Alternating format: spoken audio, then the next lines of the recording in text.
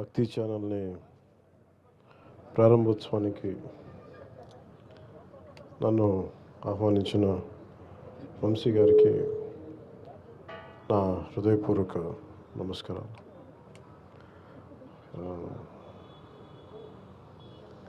దీనికి ఎవరన్నా ఇలాంటి వాటికి నా ఫీలింగ్ ఏం చెప్పాలి, నాకు ఈ భావన ఏముందంటే లోపల నేను సరైన వ్యక్తిని కాదు వీటికి రావడానికి. అంటే ఒక మఠాధిపతుల్ని వీళ్ళని ఏదైనా మాట్లాడాలి, నాకేం మాట్లాడాలి నాకు తెలియట్లేదు. కానీ ఒక సగటు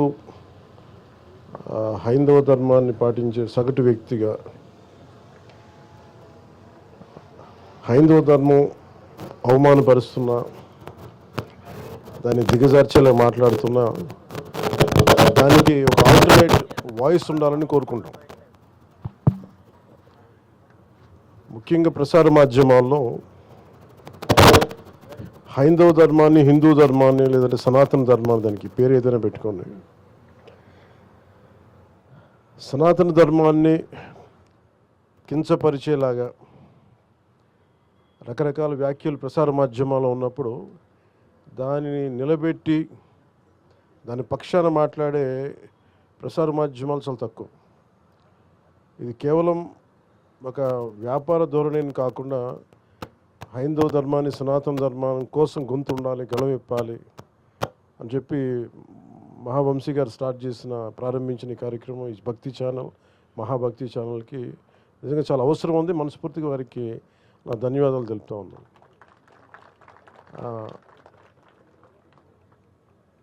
మనం మహాభక్తి అంటే నేను వారికి చెప్పదలుచుకుంది ఏంటంటే, ఈ ప్రోగ్రాం ద్వారా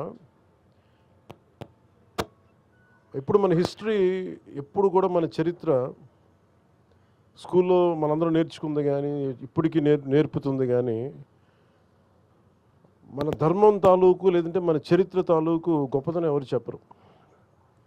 ఎంతసేపు అక్కడ ఓడిపోయాం, వాళ్ళు వచ్చి మొఘలాయులు వచ్చి కొట్టారు, లేదంటే బ్రిటిష్ వాళ్ళు వచ్చి కొట్టారు తప్ప మన చరిత్ర తాలూకు గొప్పతనాన్ని, సనాతన ధర్మాన్ని పాటించిన పరిపాలకులు ఎంత బలంగా చేశారు, అన్ని మతాలకి ఎలా స్థానం కల్పించారో చెప్పాల్సిన అవసరం ఉంది. కేవలం భక్తి కాకుండా చరిత్ర కూడా చెప్పాలి. దీనికి చాలా చాలా అవసరం అది. అంటే ఉదాహరణకి నేను మొన్న మదురై మీనాక్షి అమ్మ టెంపుల్కి వెళ్తే అక్కడ పూజారులు లోపల చూపిస్తా, ప్రధాన పూజారులు ఎలాగ మధుర మీనాక్షమ్మ మూల విగ్రహాన్ని ఎలా దాచిపెట్టారు, ఈ విదేశీ రాజులు వస్తున్నప్పుడు దాన్ని ముష్కరులు వచ్చినప్పుడు ఎలా దాన్ని కాపాడారు. చాలా కాలం తెలియదు ఇలాంటి చరిత్ర నాకు వెళ్తే కానీ నాకు తెలియలే. ఇలాంటి మనని ముఖ్యంగా దాని బదులు ఒక పక్కనే దురాక్రమణదారులు వచ్చి ఎలాగ ఇదే మూల విరాట్ విగ్రహం అని చెప్పి ఒకటి దాడి చేశారు. అంటే శివలింగం ఉంటుంది, శివలింగాన్ని దాడి చేస్తే శివలింగం మధ్య కట్ అయిపోయింది. ఆ ఘాటు ఉంటుంది, కత్తి ఘాటు. కానీ అలాంటిది చరిత్ర అందరికీ తెలిస్తే, మన గత చరిత్ర తెలిస్తే ఇది ఎంత అవసరం మనకి, మనం ఎంత కాపాడుకోవాలి.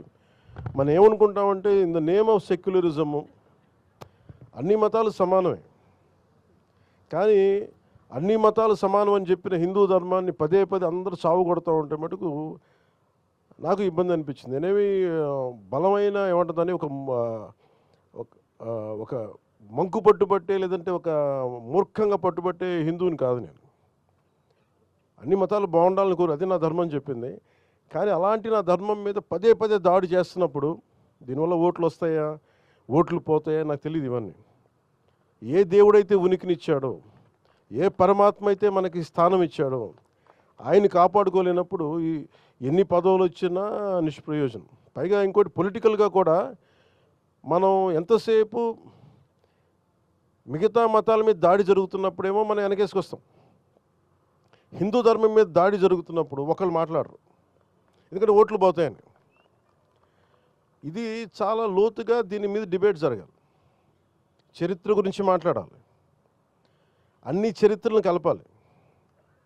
ఉదాహరణకి రుమేలా తాపర్ ఇలాంటి లెఫ్ట్ వాదులందరూ కూర్చొని మన ధర్మాన్ని, మన చరిత్రని, ఇతిహాసాన్ని చంపేశారు. రామాయణం కానీ భారతం కానీ అవి అవి మన చరిత్ర. అది దానికి ప్రతిదానికి దానికి ఆర్కియలాజికల్ ఇది ఉంటుంది. ఇవన్నీ కాకుండా ఏదో నేను చదువుతా ఉంటే చాలా గొప్ప ఆశ్చర్యంగా అనిపించింది. మన కురుక్షేత్ర యుద్ధం ఎప్పుడు జరిగింది? It can be proven by astrological timeline. ఏ గ్రహాలు ఏ కక్షలో ఉన్నప్పుడు జరిగినాయి, నక్షత్రాలు ఎట్లా ఉన్నది, అలాంటి సమయంలో ఈ టైంలో జరిగింది అనేది మనం ఇప్పటికీ ఇప్పుడు వచ్చిన కంప్యూటరైజ్డ్ ప్రోగ్రామ్స్ ద్వారా ఒకసారి వెనక్కి వెళ్ళి చూసుకుంటే చాలా బలంగా మన సాక్ష్యాధారాలతో ఉంది. వేగ్గా శ్రీరామచంద్రుల వారు ఎప్పుడు పుట్టారు, దానికో ఈ పలానా నక్షత్రంలో పుట్టారు, ఈ టైం లైన్లో, ఇది మీరు తిరిగి వెనక్కి చూసుకుంటే it will be backed by scientific data. So అది మన చరిత్ర. అది దీనిని ఒక్కొక్కళ్ళు కూర్చొని దీన్ని వెటకారాలు చేసేవాళ్ళు, కించపరిచేవాళ్ళు, ఇవన్నీ చూస్తుంటే నాకు నిజంగా చాలా ఇబ్బంది అనిపిస్తుంది. అంటే నాకు ఒకసారి ఏమనిపిస్తుంటే ఓట్లు రాకపోయినా పర్లేదు కానీ నా ధర్మాన్ని నేను కాపాడుకోవాలి. ఇది నేను ఖచ్చితంగా తీసుకున్న నిర్ణయం. ఇలాంటి తీసుకున్న వ్యక్తులు చాలామంది, నేను ఒక్కనే కాదు, చాలామంది కోట్లాది మంది తీసుకున్నారు. వెటకారాలు చేసేవాళ్ళు ఎక్కువ. మీరు ఊహించండి, ఇంకే మతం చేసినా మళ్ళీ మన అన్ని జోకులు పడవు. హిందూ ధర్మాన్ని తిట్టేది ఎక్కువగా హిందూ ధర్మం మీద గౌరవం లేని హిందువులే. వెటకారాలు ఎక్కువ మనకి. అదే మీరు కూర్చోబెట్టి ఇంకే మతం గురించి మాట్లాడదామని మళ్ళీ భయం, వచ్చి ఇంట్లోకి వచ్చి కొడతారని భయం, అంతే. లేదా ఓట్లు పోతాయని భయం. నేను వంశీ గారిని ఏం కోరుకున్నానంటే, హైందవ సమాజానికి మీరు పరిరక్షించే దిశలో మీరు ప్రోగ్రామ్స్ ఉండాలని నేను కోరుకుంటా ఉన్నాను. ఎందుకంటే మనకి మొండిగా మూర్ఖంగా నేను మాట్లాడమని నేను అడగట్లేదు డిబేట్స్, కానీ రేషనల్ తోటి, లాజిక్ తోటి, ఒక హేతువుతోటి ఈ ప్రోగ్రామ్స్ మీరు, ఇది చాలా అవసరం. ఇది మూర్ఖమైన భక్తి కూడా మంచిది కాదు. అసలు ఏమంటుందని రేషనల్, ఒక లాజిక్ లేని, హేతువు లేని భక్తి కూడా మంచిది కాదు. హైందవ ధర్మం ప్రతిదానికి నిలబడద్దు, హేతువుకు నిలబడద్దు, పారిపోదు, మూర్ఖంగా చెప్పదు, ఇదే మన పర్మనెంట్ సొల్యూషన్ చెప్పదు. It is ever evolving religion.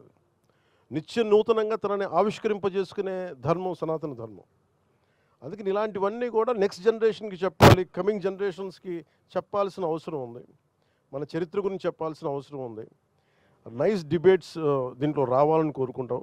మనస్ఫూర్తిగా హైందవ ధర్మాన్ని నిలబెట్టే ఈ ఛానల్ మనస్ఫూర్తిగా చాలా దిగ్విజయంగా ముందుకు సాగాలని కోరుకుంటూ ప్రతి ఒక్కరికి, ఇక్కడ ఉన్న టీం అందరికీ కూడా ప్రతి ఒక్కరికి పేరున నేను నా శుభాకాంక్షలు తెలియజేస్తాను. It's a great opportunity. నాకు కూడా చాలా గొప్ప అవకాశం ఇది. ఎందుకంటే చాలాసార్లు అనిపిస్తుంది,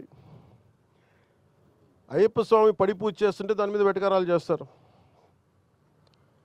ఒక్కసారి ఎందుకు నేను చాలా బలంగా హైందవం సనాతన ధర్మం గురించి మాట్లాడతానంటే, నా ధర్మం నేను కాపాడుకోలేని వాడిని మిగతా ధర్మాలు నేనేం కాపాడగలను. అందుకని చాలా బలంగా, అంటే ఏమైపోయిందో ప్రతిదీ ఇది మాట్లాడాలంటే ఓట్లు పోతాయి అంటారు. రాజకీయాల్లో లేని వాళ్ళు కూడా ఓట్లు పోతాయి. అందరం పొలిటికల్లీ రైట్ అయిపోయాం.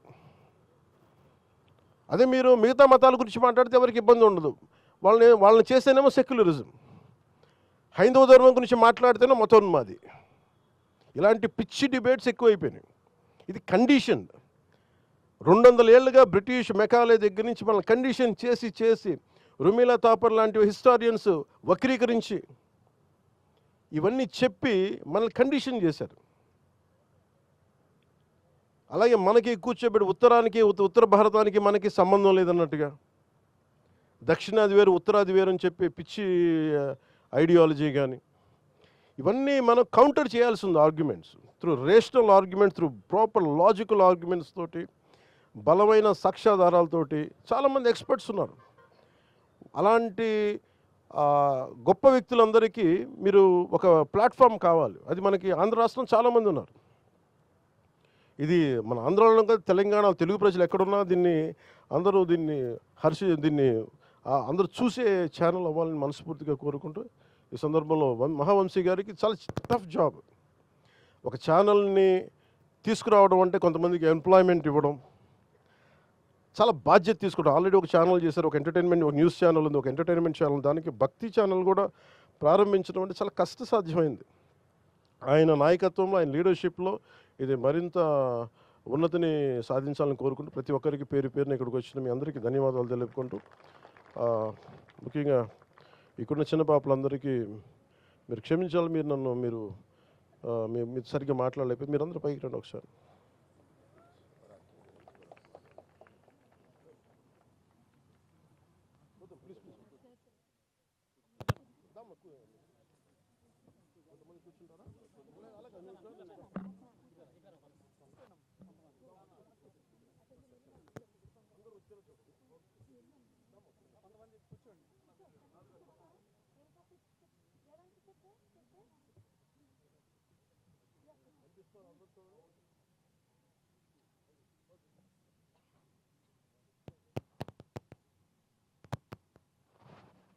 ఇది మన సంస్కృతి కదా, మన సంస్కృతిని మనం చేయకపోతే ఇంకెవరు చేస్తారు? ఆ గౌరవం ఇచ్చి తీరాలి మనం.